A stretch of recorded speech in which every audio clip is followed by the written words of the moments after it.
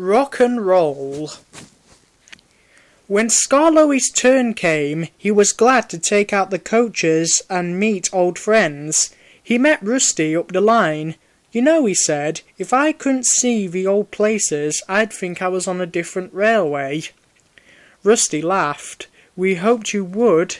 Mr. Hugh, our foreman, said, 'Rusty, Skarloey's coming home. Let's mend the tracks so well that he won't know where he is.'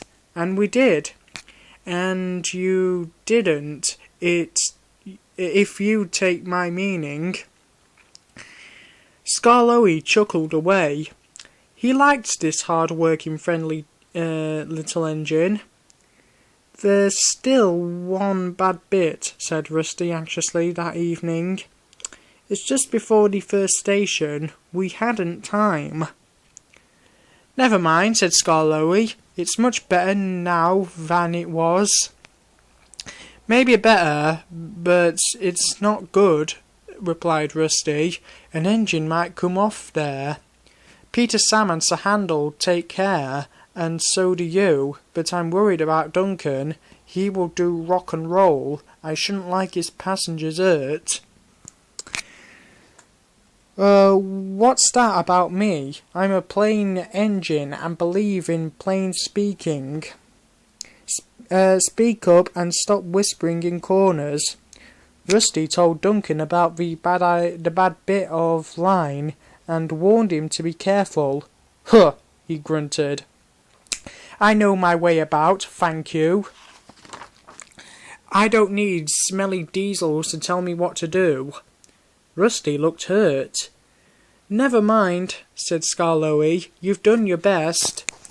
He said no more, but he thought a great deal. Next morning Rusty left Duncan to find his own coaches. Duncan snorted and banged about the yard, then clattered crossly to the station. James was there already. "You're late," he snapped. "I know," said Duncan. "It's that smelly diesel's fault. He thinks he can teach me how to stay on the rails, and then goes off and leaves me to find my own coaches." "You poor engine," sympathized James. "I know all about diesels. One crept into our yard and ordered us about. I soon sent him packing." Duncan gazed at him admiringly. He didn't know that James was boastful and sometimes didn't tell the truth. Send him packing, snorted Duncan. He climbed the first hill furiously. "Well done, boy. Keep it up," encouraged his driver. They were soon near the first station. Duncan was pleased. Nothing's happened," he chortled. "Silly old diesel, clever me," and he swaggered along doing his rock and roll. "Steady, boy," said his driver, tried to check him, but too late. There was a tearing, cracking, crunching sound, and Duncan stopped bumpingly. "Sleepers and ballast," he exclaimed. "I'm off." And he was. "I warned him," said Rusty crossly. "Duncan," I said, "you be careful on that bit of line." But all he did was call me names. Mr. Hugh kept turning Rusty's handle. "Come on," he urged. "Start up." "No, Mr. Hugh, sir. I'm sorry to disoblige, but I won't help that Duncan."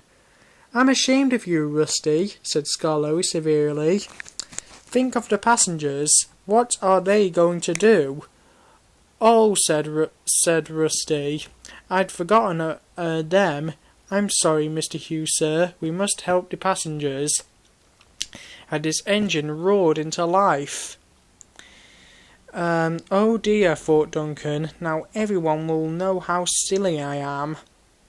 Presently Mr. Hugh and Rusty brought some sleepers and old rails. Mr. Hugh showed the passengers how to use them, and they soon levered Duncan back to the line. Duncan was extra careful all day. "Rusty," he whispered at night, "thank you for helping. I'm sorry I was rude. That's all right. I wish all Diesels were like you. Let's be friends. Suits me, smiled Rusty. We'll mend that bad bit first thing tomorrow.